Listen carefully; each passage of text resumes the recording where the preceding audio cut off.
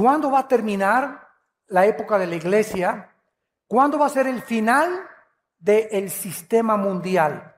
O sea, de los gobiernos civiles. ¿Y cuándo va a ser el final de nuestro planeta natural? Vamos a comenzar con el fin de la era presente. La Biblia nos enseña que la raza humana entró en una nueva dimensión el día de Pentecostés, 30 años después de Jesucristo, aproximadamente.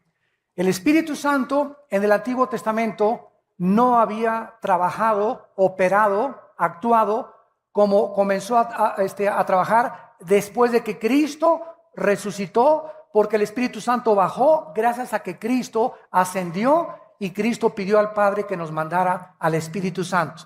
Así que la venida del Espíritu Santo a nosotros es la respuesta de una oración que Cristo hizo. Entonces, en Pentecostés, el Espíritu Santo cayó sobre las personas creyentes para entrar a vivir dentro de ellas siempre hasta la resurrección de nuestros cuerpos. O sea, el Espíritu Santo no se te va a salir jamás si eres cristiano.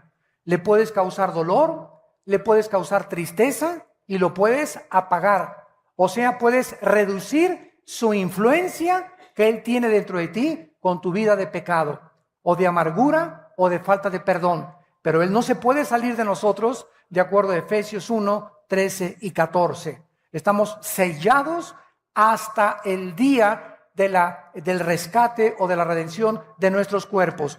En el Antiguo Testamento el Espíritu Santo venía sobre Sansón, y cuando sentía el Espíritu Santo Sansón, se podía enfrentar a 1000 filisteos. A un león le podía abrir las mandíbulas como si fuera un cabrito, y era dotado de una fuerza sobrenatural.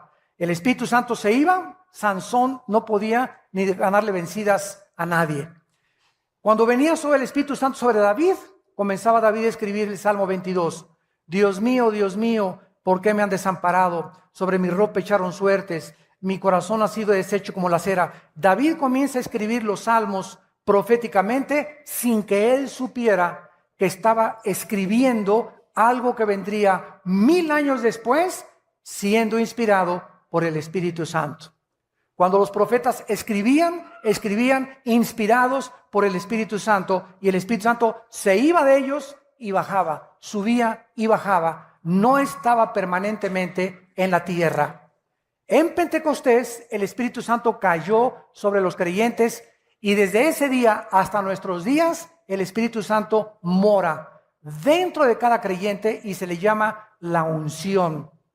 No hay tal cosa como una unción de prosperidad, o como dicen en muchos lugares, voy a ir con un hermano para que me dé una doble unción. Eso lo ves en la Biblia del Mormón, eso lo encuentras en la revista Duda, o tal vez en el Evangelio de Juan Diego. ¿Dónde está en la Biblia una doble unción? Cuando somos ungidos una sola vez. Dice Romanos 8, y el que no tiene el Espíritu de Cristo no es de Él. Entonces, esa unción dentro de mí, que es la presencia de Dios en el Espíritu Santo, la tengo que mantener yo para que pueda yo cada vez rendirme más a Él, y mientras más santidad pueda yo alcanzar, más poder tengo en mi vida cristiana. La santidad no es automática. Abraham, recíbalo, pum, pum, pum, pum, pum. Y todos pasan y otros comienzan a hacerse así y otros. Y comienza la iglesia a convertirse, ¿verdad? Ya no en un lugar verdaderamente santo, sino en un lugar de desorden, en un lugar donde la gente, bien lo decía Hitler, estoy convencido que a la gente hay que manejarla por las emociones y nunca por la razón. Esas fueron palabras de Adolfo Hitler. Hitler estaba convencido que cuando ponían a miles de personas en un estadio y todas creían lo mismo, las personas que no creían eran absorbidas por las emociones de los que estaban junto con ellos. Velo en los grupos de rock. Ve un conjunto de rock de los Rolling Stones o de Michael Jackson. ¡Ah! Y si tú no eres fan de Michael Jackson o de ellos, ¿verdad? Te contagia y te absorbe y te jala la misma corriente que está gobernando a todos los que están ahí. No usan la razón, chillándole. Si pudiera Ricky Martin aventarse, lo encuerarían ahí, ¿verdad? O a los cantantes de rock, porque se vuelven locas las mujeres, y hay hombres que también lo hacen. porque ya no hay razón, ya no piensan, sus emociones los controlan totalmente, porque Hitler tenía razón, el hombre es manejado por las emociones y no por la razón. Por eso triunfaron sus conferencias de él, porque metía en una ola de emocionalismo a la gente, que la gente acababa rindiéndose y creyendo que el Tercer Reich conquistaría el mundo entero. Entonces, esto es lo que está pasando en muchas iglesias cristianas, porque el diablo lo sabe. Entonces, cuando caemos en el emocionalismo, las emociones no son malas, no me malentiendan, pero cuando caemos en un emocionalismo antibíblico, es cuando comenzamos a equivocarnos del camino, porque esto no es de Dios. Entonces, esta unción, ¿verdad?, que es el Espíritu Santo, comenzó en el día de Pentecostés. Vayamos a Hechos capítulo 2 y veamos que de acuerdo al apóstol Pedro, los últimos días que tanto se habla, comenzaron desde Pentecostés hasta nuestros días. Repito, los últimos días, la última economía de Dios, la última dispensación de Dios para el mundo ha sido desde hace 2000 años a nuestros días. Estamos viviendo los últimos días. Dice Hechos capítulo 2, versículo 14. Entonces Pedro poniéndose en pie, alzó la voz y les dijo: los que habitáis en Jerusalén, esto sea notorio y oigan mis palabras. Versículo 17. Y en los últimos días, en los postreros días, dice Dios, derramaré mi espíritu sobre toda carne. Vuestros hijos y vuestras hijas profetizarán, vuestros jóvenes verán visiones, vuestros ancianos soñarán sueños, sobre mis siervos y mis siervas derramaré mi espíritu y profetizarán. Esto significa que ahora el Espíritu Santo vendría no solamente sobre los judíos, sino también sobre los gentiles. Eso significa sobre toda carne. Ya no había judío, ni griego, ni gentil para Dios. Todo mundo que creyera en el nombre de Jesús era fundido, era amalgamado, identificado con el cuerpo de Jesucristo. Si tú tienes al Espíritu Santo, no me importa que te llames bautista, o presbiteriano, o nazareno, o que vengas de Villanueva para el Mundo, o de Amistad Cristiana, o de Calacuaya, tú eres mi hermano si tú tienes al Espíritu Santo. Los títulos de las iglesias, nosotros se los hemos puesto, pero lo que nos hace cristianos es el Espíritu Santo. Muy bien. Dice también la Biblia que no solamente en ese día se convirtieron 3000 almas, sino que todos fueron llenos del Espíritu Santo. En Hebreos capítulo 1, versículo 2, se repite la misma verdad. En los postreros días, o sea, en los últimos días, Dios nos ha hablado por el Hijo. De Pentecostés hasta nuestros días, la última palabra de Dios para nosotros es Jesucristo. Antes de Jesucristo, Dios, dice el versículo 1, habiendo hablado muchas veces por sueños, por visiones, por apariciones, otros oyeron la voz audible de Dios. Así habló Dios en el Antiguo Testamento. De Pentecostés a nuestros días, Cristo ha traído la última palabra a nosotros. La revelación de Dios, síganme con mucho cuidado, la revelación de Dios ya está completa.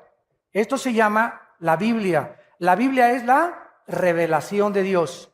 Ya no hay más revelaciones, porque la Biblia está completa. Apocalipsis 22, el que le agregue a esta revelación o el que le quite a esta revelación, dice la Biblia, las maldiciones de este libro vendrán sobre su persona. Ahora nosotros no tenemos revelaciones, tenemos iluminación. Ahora necesitamos ser iluminados para poder entender lo que ya está revelado. Ten cuidado cuando alguien diga, tengo una nueva revelación. O el Espíritu Santo me reveló. Tal vez muchos por ignorancia. La palabra es me iluminó. La revelación ya está completa. Ya no hay más revelaciones de Dios. Ya está, lo que Dios tenía que decirnos está en este libro. Ya no hay nada más que Dios nos tenga que decir más que lo que está en este libro. Y el que quiera oír a Dios fuera de la Biblia va a ser engañado. Por eso oyen que profecías, que visiones, que sueños, etcétera, etcétera. Si algo tú oyes fuera de Dios que no está de acuerdo con la palabra de Dios, no es de Dios. La Biblia es la balanza, la Biblia es el termómetro, la Biblia es el barómetro, la Biblia es todo lo que pesa y lo que puede decirnos qué es la verdad. A la ley y al testimonio. Si no está aquí, no les ha amanecido. Este Espíritu Santo entonces cae en los últimos días y dice en Hebreos, igual que en los postreros tiempos, Cristo habló a nosotros y nos ha hablado a través de su palabra. Y finalmente, en Primera de Pedro, capítulo 1, versículo 5, el apóstol Pedro nos dice la misma verdad. Primera de Pedro 1:5. Somos guardados por el poder de Dios para alcanzar la salvación que está preparada para ser manifestada en el tiempo postrero, en lo cual nos alegramos ahora con diversas pruebas, para que, probada nuestra fe, mucho más preciosa que el oro, sea hallada en alabanza, gloria y honra cuando sea manifestado Jesucristo. Versículo 20. Ya destinado desde antes de la fundación del mundo, pero manifestado en los últimos días. Concluimos pues que los últimos días son desde la venida del Espíritu Santo hasta que Cristo regrese. Estamos viviendo en los últimos días que han durado 2000 años. Antes de la muerte de Cristo, vivimos los tiempos de la ley fue dada por Moisés, ahora es el tiempo de los gentiles o el tiempo de la gracia de Dios. En el año 586 a.C., Nabucodonosor llegó a Babilonia y conquistó a los judíos por primera vez en la historia y se los llevó a Babilonia.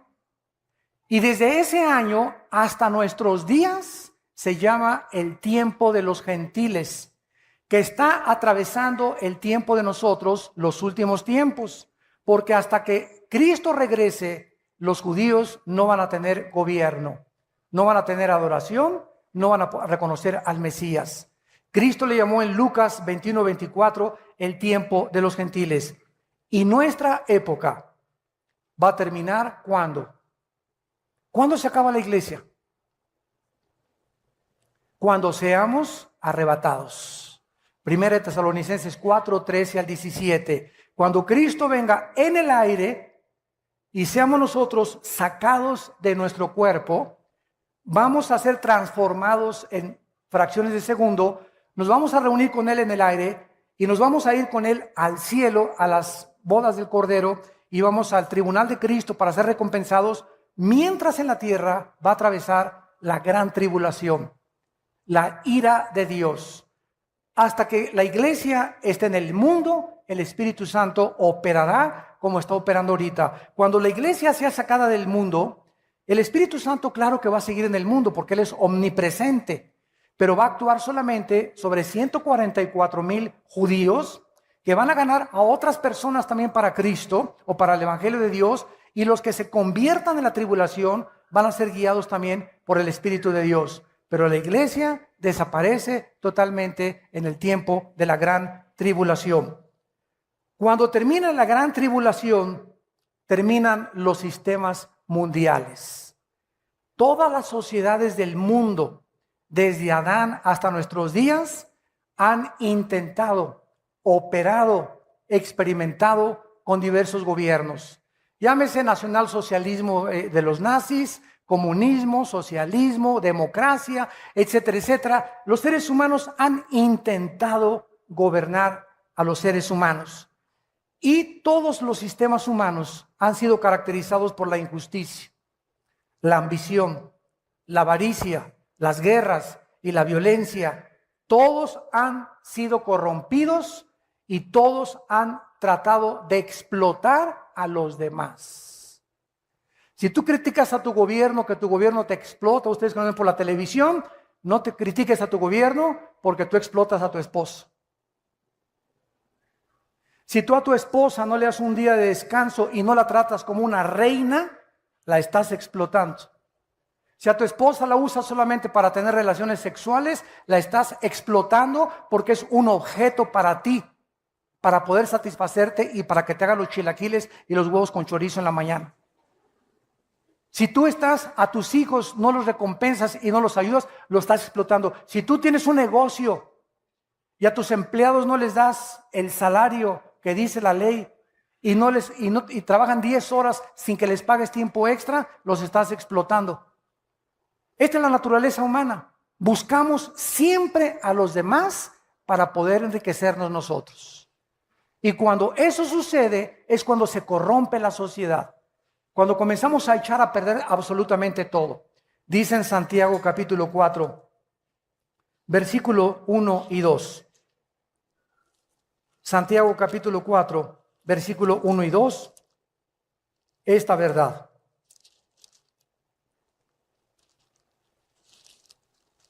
¿De dónde vienen las guerras y los pleitos entre ustedes?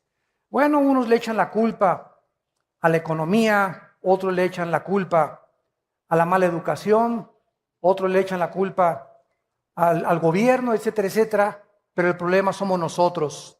¿De dónde vienen las guerras y los pleitos en los matrimonios? Padres contra hijos, hijos contra padres, protestantes contra católicos, católicos contra protestantes, árabes contra judíos, judíos contra árabes, negros contra blancos, blancos contra negros, etcétera, etcétera. ¿De dónde viene siempre el mundo? Los conflictos, que dice la Biblia, de nuestras pasiones.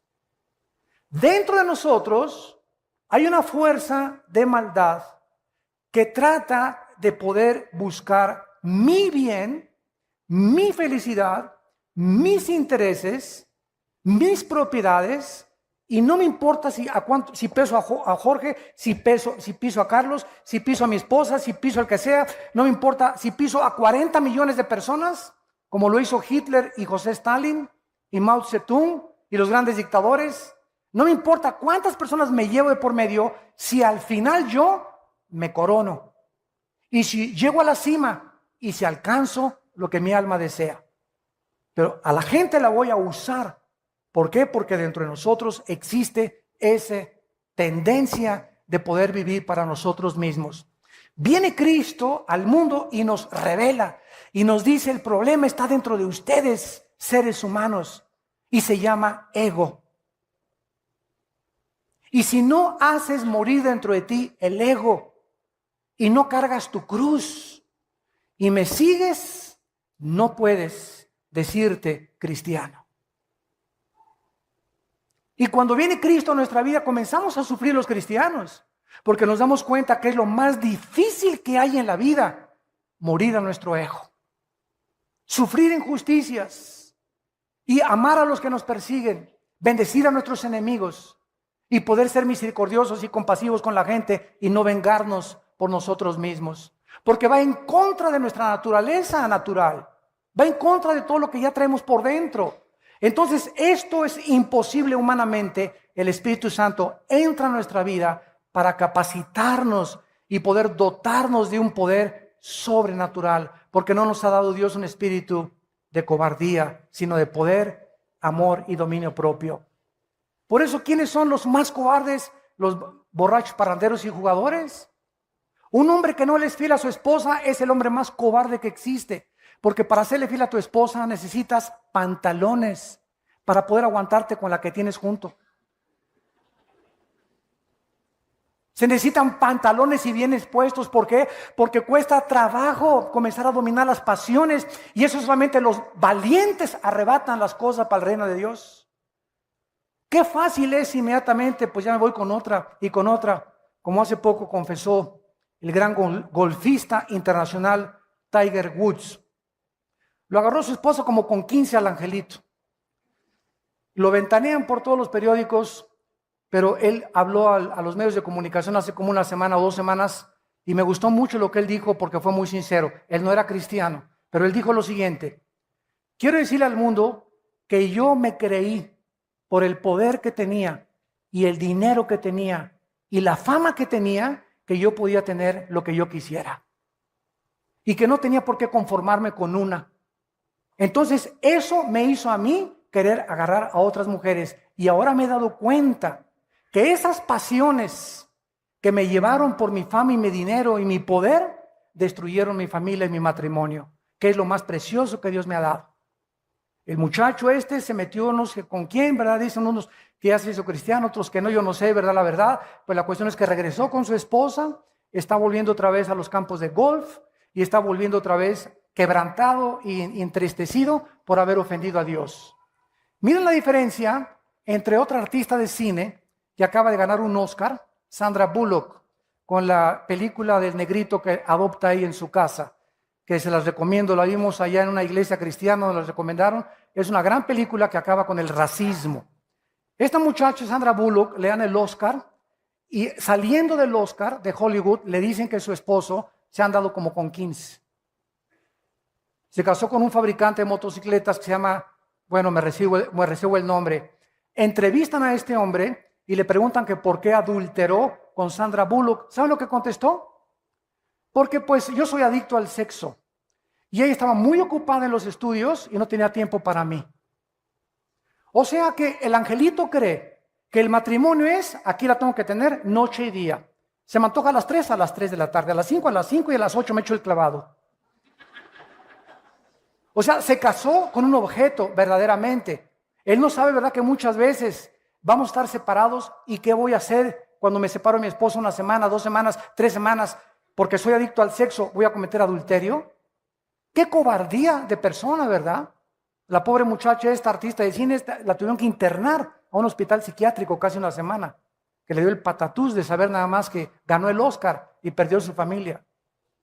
Pero así es el mundo que estamos nosotros viviendo todos los días. Y otros artistas ya se han descarado completamente, están diciendo, ¿verdad? Yo soy homosexual, ¿y quién? ¿Y qué? ¿Verdad? Diciéndole al mundo, ¿verdad? Quiero decirles, ¿verdad?, que esto es natural, esto es normal, y todos como es, representa un ícono de todo lo que es la fama y el poder, todos, ¿verdad?, los que lo siguen, pues si él es, entonces no tengo por qué avergonzarme yo también. Y el problema está que el diablo quiere que lo acabemos aceptando como normal. Que la sociedad, al ver, pues ese artista, y ese desfile, y esta persona, y este comentarista, y este político, y comenzamos a vernos rodeados de gente rara, la gente lo acepte como normal. Y crean que es normal ya también los matrimonios gays, cuando a los ojos de Dios es una abominación y los homosexuales no heredarán el reino de Dios. Dios ama a los homosexuales que me están oyendo y a las lesbianas las ama Dios. Pero Dios te dice que te arrepientas porque es antinatural. Para que tú puedas vivir una vida natural, tienes que vivir de acuerdo a las leyes de Dios. Pero el mundo lo está aceptando como normal. Y de eso se trata, que lo aceptemos como normal, para que creamos que es normal y podamos saber que es un estilo de vida en lugar de llamarle pecado. Al crimen ya no es asesinato, es eliminación por causa del Estado. El robo ya no es robo, es expropiación. Y comenzamos a cambiarle el nombre y barnizar el pecado con más bonito, con otro vestido, para que lo podamos aceptar. Es el engaño hacia donde el mundo se está dirigiendo. Dice aquí en Santiago 4 que las pasiones combaten dentro de nosotros, codician y no tienen, matan y arden de envidia, no pueden alcanzar, combaten y luchan, pero no tienen lo que desean porque no piden, y cuando piden no reciben porque piden mal para gastar en vuestros deleites. Yo regularmente cuando tengo tiempo, casi siempre acabando el servicio me voy al aeropuerto. Discúlpenme muchas veces que no tengo tiempo para ministrar. En el primer servicio sí ministro a mucha gente, pero mucha gente que viene conmigo a saludarme, a ministrarme, llegan y me dicen, hermano, ¿me echa la bendición? ¿Cuántos años tienes, hermana, en Cristo? Pues ya tengo como 15 años. ¿Cómo que écheme la bendición? ¿No quiere que también le eche agua bendita, le digo?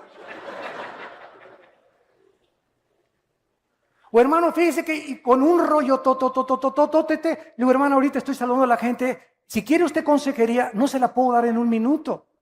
Aquí tenemos a los pastores entre semana, tenemos las oficinas aquí en el sur para dar consejería. Haga una cita con los pastores, con las edecanes, y aquí damos las pastoras y los pastores consejería entre semana. Usted necesita sentarse 40 minutos, 1 hora con un pastor o con una pastora para atenderla. En 30 segundos no le puedo resolver el problema. Y por eso te dicen, échame la bendición para que me vaya bien. Eso es paganismo, ¿verdad? Eso es superstición. Es como cuando metes un gol. se persignan, ¿verdad? Bueno, ¿por qué lo hacen? Por ignorancia nada más. Es una crítica constructiva porque no saben que al hacer esto, ¿verdad? Ellos están diciéndole gracias, Señor, bueno, por lo menos gracias a Dios, ¿no? Y al salir de la cancha también la persinada, diciendo que me vaya bien, ¿verdad, Señor? No me importa si engaño a mi esposo, no me importa si soy adúltero, no me importa si estoy robando, pero échame la bendición, Señor. Ese es el mundo que vivimos de ignorancia. Dice en 1 Timoteo 6:10, raíz de todos los males es el amor al dinero. ¿Qué corrupción hay ahorita en la iglesia? El amor al dinero. Los ministerios están mandando esta clase de sobres que les enseñé, pidiendo dinero con una unción de prosperidad. Imagínense nada más. Me mandas un sobre, oro por ti y en un año no tienes pérdidas en tu negocio. O sea, una fe inmediata. Un camino inmediato a la santificación. O sea, milagros a la marucha. Winston Churchill dijo estas palabras: la democracia es la peor forma del gobierno humano, con la excepción de otras formas de gobierno que han sido experimentadas de vez en cuando. A ver si le entendieron. Churchill dijo: la democracia es la peor forma de gobierno humano, con la excepción de otras formas de gobierno que han sido experimentadas o tratadas de vez en cuando. En otras palabras, dentro de los gobiernos, lo mejor es la democracia. Pero ¿tú sabes lo que es la democracia? Que se está tratando de imponer en el mundo entero porque es la única forma de gobierno que evita dictaduras. Es la única razón por la cual se apela a la democracia. Pero ¿sabes qué es la democracia? El gobierno del pueblo. Demos, pueblo, kratos, poder o gobierno. Democracia significa que el pueblo gobierna, no yo el presidente, ustedes gobiernan. Y si a ustedes les gusta la homosexualidad, nosotros la legislamos. Si ustedes van a favor de que se hace un censo, que se legalicen las drogas, los legisladores legislamos porque el pueblo, hay que darle lo que el pueblo quiere. ¿Ustedes creen que eso es gobierno? Imagínense en las iglesias, que haya democracia en las iglesias. Pues votamos que ese pastor no nos gusta.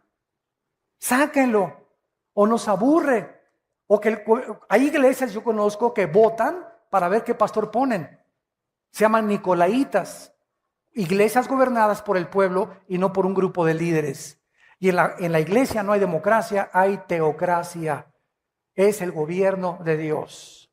Las iglesias donde 2 o 3 familias, porque pusieron el techo, y la familia Pérez puso la pintura, y la familia Díaz le regaló al pastor el terreno. Entonces ahí se sienta la familia Díaz y el pastor habla contra el adulterio. A ver, venga para acá, don Filemón.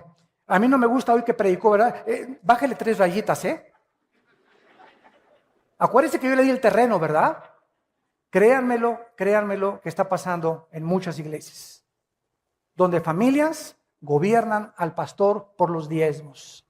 Y cuando un pastor, por miedo a correr a don Pancho Pistolas, por adúltero y por todo lo que está haciendo, porque se van los diezmos, porque él es el que más dinero tiene, y el pastor comienza a dudar de sacarlo de la iglesia, hasta que no se arrepienta por medio de los diezmos, el pastor ha prostituido su ministerio. Inmediatamente el Espíritu Santo entre ese pastor se oprime, se comienza a apagar, porque ese pastor está considerando la opinión de los demás y los beneficios externos que lo que dice la palabra de Dios. Si nosotros fuéramos guiados por la opinión de la gente, seríamos entonces manipulados por la gente y no por el Espíritu Santo.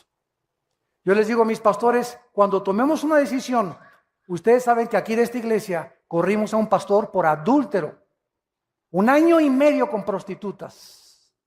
1 año y medio con prostitutas. Y cuando lo supe, ¿verdad? Les digo a los pastores, las normas de los líderes son muy grandes. Y hay que sacarlo de en medio hasta que se arrepienta. Y creo que hasta este momento no se ha arrepentido porque después nos vino a demandar a nosotros. Para que ahora lo que él gastó con las prostitutas, nosotros lo paguemos. Sus tarjetas de crédito y todas las deudas que él tiene y a la ruina donde llevó a su familia, quiere que nosotros lo paguemos ahora. Pero cuando nosotros no hacemos eso, a nosotros Dios nos juzga. Pero hay mucha gente, falta misericordia. No, hay misericordia. Nosotros le dijimos a este hombre, si tú en un año te rehabilitas, vamos a ayudar a tu esposa y a tus hijos, pero si tú te levantas, te reinstalamos el ministerio. Pero demuestra que estás arrepentido. A los 5 días que lo exhortamos, nos fue a demandar. A mí me demandó penalmente, como una venganza personal. O sea, lo creemos sinceramente que ni siquiera tenga a Cristo en su corazón. Miles de pastores que están infiltrados, no solamente con nosotros, en otras iglesias. Y tenemos que ser honestos con ustedes. No permitimos nosotros en nuestro liderazgo la falta de santidad. Un pastor que cae en adulterio, hay que sacarlo y hay que rehabilitarlo, que se arrepienta, pero no puede seguir en el ministerio por lo menos 1 o 2 años. Es lo que tarda en sanar el corazón. Son muy elevadas las normas del ministerio y la santidad que Dios nos pone. Y hay otros que apapachan el pecado y lo consienten y por eso no pueden prosperar. Pero que tenemos que tener una conciencia delante de Dios para que Dios pueda bendecirnos y podamos darles cuentas a ustedes de las cosas que hacemos en las decisiones que tenemos que tomar. Cuando tomamos decisiones que son por Dios, no nos importa lo que diga la gente. Mientras sepamos que es Dios y la Biblia la que nos apoyan, no tengamos los líderes temor de las opiniones de la gente, porque siempre habrá gente que hable mal de nosotros, que nos juzgue, que nos malinterprete, que nos critique, pero nosotros sabemos que este libro es nuestra guía y tenemos la conciencia limpia delante de Dios. Y si las normas de la santidad no se elevan en la iglesia, el pueblo se comienza a pervertir. Josué, dile a Acán que con toda su familia fuera de la iglesia. Muchos me decían, oye hermano, pues la familia del pastor sufre cuando lo sacan. Es que díganle a ese pastor que cayó en adulterio que esas son las consecuencias del pecado. Cuando pecamos arrastramos a nuestra familia y nadie es responsable más que él. Hundimos nuestro matrimonio, hundimos a nuestros hijos, damos mal testimonio y lastimamos a las ovejas. Es muy alto el dolor y el daño que hacemos los líderes cuando un líder cae. Muy grande el dolor. Cuando hay un padre de familia, lastima a su familia. Cuando cae un pastor, lastima 500 familias. Por eso Dios nos pide a nosotros 100 veces más que a cualquiera de ustedes. Santiago capítulo 3, versículo 1. No os hagáis muchos de ustedes líderes para que no sufran mayor condenación. ¿Ahora quiere seguir siendo pastor? Y finalmente, el final del mundo actual natural. Muchos cristianos creen que al fin del reino milenial, el cosmos será consumido por el fuego y dejará de existir. Quiero decirles algo. La Biblia enseña que cuando venga Cristo, nos va a sacar, va a venir la tribulación y Cristo va a regresar al final de la tribulación a inaugurar 1000 años. La ecología de la tierra va a ser cambiada, las flores ya no van a tener espinas, va a haber partos. Isaías 65 dice que va a haber reproducción sexual en el milenio. Así que si no te has casado, espérate. Todavía hay tiempo.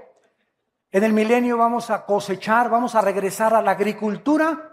Ya no va a haber cemento en las calles, no va a haber edificios, todo va a ser cabañas, todo va a florecer. Vamos a comer uvas, plantas como Adán y Eva en el huerto del Edén. Va a ser un Edén en la tierra. O va a seguir habitando la muerte en medio de nosotros, porque el pecador de 100 años será maldito. Cuando acabe el milenio, entonces el diablo es soltado, Apocalipsis 20, y viene a engañar al mundo entero otra vez para la última guerra mundial, para levantar a todos y asaltar Jerusalén, donde está Jesucristo gobernando con el rey David. Cuando Satanás sea derrotado al final del milenio, entonces Dios va a hacer cielos y tierra nueva.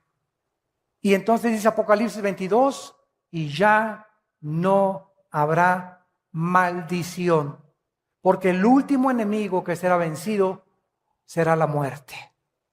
Pero todavía en el milenio va a haber rebeldes, por eso dice la Biblia que va a regir con vara de hierro Cristo. ¿Por qué? Porque necesita tener la vara de hierro, porque todavía va a haber rebelión dentro de muchas personas que pasaron al milenio sin cuerpos glorificados. Nosotros cuando regresemos al milenio a vivir con cuerpos glorificados que ya habíamos sido sacados antes de la tierra, vamos a vivir con Cristo, pero vamos a ir a las naciones a traerlas a Jerusalén a que conozcan al Hijo de Dios. Y finalmente, en 2 de Pedro capítulo 3, que fue nuestro texto original, terminamos con esta observación importante y profunda de la palabra de Dios. Dice el versículo 9 que el Señor no retarda su promesa, o sea, señores ateos,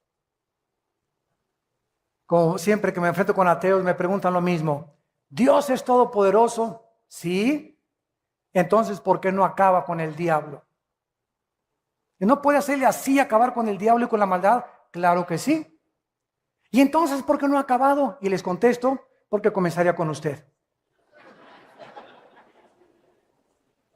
Dele gracias a Dios, le digo, don Pancho, dele gracias a Dios que Dios no ha hecho eso, porque entonces ya no tendría usted la oportunidad de arrepentirse. Y es lo que Pedro quiere decir: el Señor no retarda su promesa, según algunos la tienen por tardanza. El hecho que Dios no haya terminado con la maldad no significa que no va a terminar con ella algún día. Queremos que fuera ahorita, pero el tiempo es de Dios. Dios no retarda su promesa, sino que es paciente para con nosotros. ¿Por qué no ha acabado Dios con el desbarajuste que hay en el mundo? No quiere que ninguno perezca, sino que procedan al arrepentimiento. En esta tarde, ¿cuántos de ustedes que nos ven por la televisión también están escuchando esta conferencia por la paciencia de Dios con tu vida? A lo mejor tu abuelita ya te había hablado de Cristo. A lo mejor eres una persona que vienes 10 años a la iglesia y eres de las que sigues diciendo: écheme la bendición, pastor. Han estado 20 años en la iglesia y todos les ha entrado por acá y les ha salido por allá. No han aprendido nada. Siguen igual, no han cambiado sus vidas. No hay amor, paz, felicidad, benignidad, paciencia en sus vidas. Sus caracteres no son los de Cristo. No son mansos ni humildes de corazón. Siguen de rebeldes y siguen criticando y siguen hablando y ya tienen 10, 15 años en las iglesias. ¿Por qué? Porque la paciencia de Dios se va a acabar. Y es importante que cuando oigas su voz no te endurezcas. Y dice así: pero el día del Señor vendrá, eso no tengamos duda, como ladrón en la noche. Cuando menos lo esperes, viene el Señor, y si no, la muerte. ¿Se acuerdan lo que les conté de las Torres Gemelas? Ese día, 11 de septiembre 2001, se levantó George Smith, se puso su traje, 32 años de edad, otros 35 años de edad, su corbata, desayunó huevitos con tocino. Mi amor, nos vemos a la 1. Niños, paso por ustedes a la escuela. 3,500, 4,000 personas que trabajaban en las Torres Gemelas, que esa mañana era el último día que le daban un beso a su esposa y a sus hijos. ¿Lo sabes tú mañana? ¿Creen ustedes todos que tenemos toda la vida para hacer lo que querramos? ¿Cuántos de ustedes que me escuchan es la última vez hoy que Dios les ha hablado? Porque tal vez muchos no se van a arrepentir ya nunca. No es que no puedan creer, es que se han decidido a no creer. ¿Cuántos en el avión que iba el presidente de Polonia? 90 políticos en un avión del gobierno, supervisado por los mejores médicos, mecánicos europeos. Se va a tierra con 90 pasajeros políticos, incluyendo al presidente de Polonia. ¿Cuántas personas que quisieran estar en sus hogares de repente están en el aeropuerto de Londres ahorita? Tienen una semana que no hay aviones, no hay transportación en Europa a ningún lado. ¿Se imaginan lo que está en un aeropuerto una semana sin dinero? Durmiendo en el suelo con la maleta como cojín. Y tú que tienes tu cama king size todos los días y tu queen size. ¿Cuándo nos podemos imaginar que nuestra situación puede cambiar así? De la noche a la mañana, Dios te puede llevar de la prosperidad a la miseria. En cualquier momento Dios te quita la salud. En cualquier momento Dios te quita los hijos que tienes, el matrimonio que tienes. En cualquier momento las circunstancias pueden cambiar con un terremoto, no, con cualquier cosa. En cualquier momento, en segundos, nuestra vida puede ser transformada. En cualquier momento te pueden decir: usted tiene cáncer terminal. Y de repente tu vida desde ese momento cambia para siempre, porque ahora sabes que tienes tu vida contada. Por eso cuando oigas su voz no te endurezcas. Abre tu corazón al Espíritu Santo.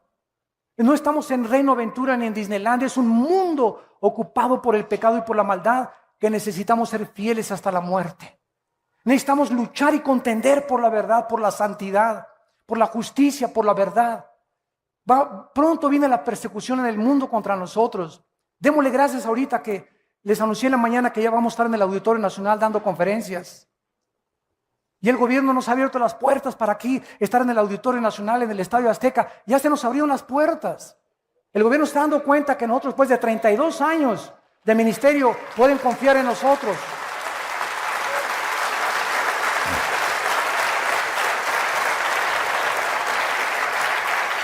En este México que tenemos ahorita tan violento, donde abunda el pecado, sobreabunda la gracia. Mientras más maldad vemos alrededor, Dios nos da más gracia para poder resistir. Por eso es tiempo de vivir pegados a este santo libro, ¿verdad? Día y noche, guardarlo, memorizarlo, meditarlo, reflexionarlo, leerlo, estudiarlo, investigarlo. Este libro de verdad que contiene la fuerza necesaria para sostenernos y llegar al final sin tener en qué avergonzarnos. Dice 2 de Pedro, el Señor no retarda su promesa, ha sido paciente contigo, conmigo y con todos los seres humanos, pero ya viene el día como ladrón. Cuando menos lo pensemos, el Señor viene y el mundo será hundido. Si ahorita crees que está sufriendo el mundo, no te imaginas en la gran tribulación. Puesto que todas estas cosas han de ser deshechas, considerando que si no viene Cristo mañana, tú puedes morir mañana, o yo puedo morir mañana, o tú la semana que entra, considerando que tenemos todos que morir, ¿cómo no debemos andar en santa y piadosa manera de vivir? Que te levantes cada mañana y digas, Señor, yo no sé si este es el último día, pero te alabo y te adoro. Dame oportunidad de hablar de ti. Señor, límpiame. Padre Santo, se me está acabando el amor por mi esposa. Dame amor por mi esposa, Padre, porque yo tengo que, es una responsabilidad. Mis emociones las voy a crucificar. Yo voy a amarla y voy a hacer lo posible por que tú me des ese amor sobrenatural, o por mi esposo, o por mis hijos, etcétera, etcétera. Aléjame de la pornografía, Señor. Quítame esas amistades. Si no nos sinceramos delante de Dios y no le contamos a Dios lo que somos porque Él lo sabe, de todas maneras, Dios no te puede ayudar. No vengas con el pastor, écheme la bendición. Yo no soy Dios. Yo te puedo decir, hermana, mire, lea esto es lo que dice, pero el que te cambia es Dios. Los pastores no somos dioses. Yo no cambio, ningún pastor puede cambiar tu vida. Ni el papa, ni el arzobispo, ni el monseñor, ni el pastor, ni pare de sufrir, ni nadie. Nosotros podemos decirte solamente cuál es el camino. El que te cambia es Dios. Tu problema en tu matrimonio es Dios el que lo va a arreglar. Tu vida la va a cambiar Dios. Tus hijos los va a cambiar Dios, no nosotros. Maldito el que confía en el hombre, dice Jeremías 17. No confíes en que yo voy a cambiar tu vida y tu matrimonio porque échame la bendición, ore por mí, hermano. Lo voy a hacer, pero el que va a encargarse de tu vida es Dios. Levanta antes los ojos al cielo de venir conmigo con un pastor y pídeselo a Dios antes. Y llórale a Dios, no le llores al pastor, llórale a Dios. Derrama tu alma delante de Dios, no dice delante de los pastores. Para que tú puedas entender que tu relación es con Dios. No solamente les decimos, esta es la Biblia, esto dice Dios, este es el camino. Pero ¿quién va a cambiar tu vida? Dios. Esperando y apresurándonos para la venida del día de Dios, en el cual los cielos encendiéndose serán deshechos, los elementos siendo quemados se fundirán. ¿Cómo terminará? La tierra, la creación original, terminó con un diluvio. Después vino la recreación, Génesis 1, del 3 en adelante, y el mundo ecológico terminó con el diluvio de Noé. De Noé a nuestros días, los cielos y la tierra permanecen iguales. La edad del hombre ha disminuido porque la capa de atmósfera que rodeaba la tierra como un invernadero, cuando vino el diluvio, se terminó. El efecto invernadero, y ahora vivimos 70, 80, 90 años, los más robustos.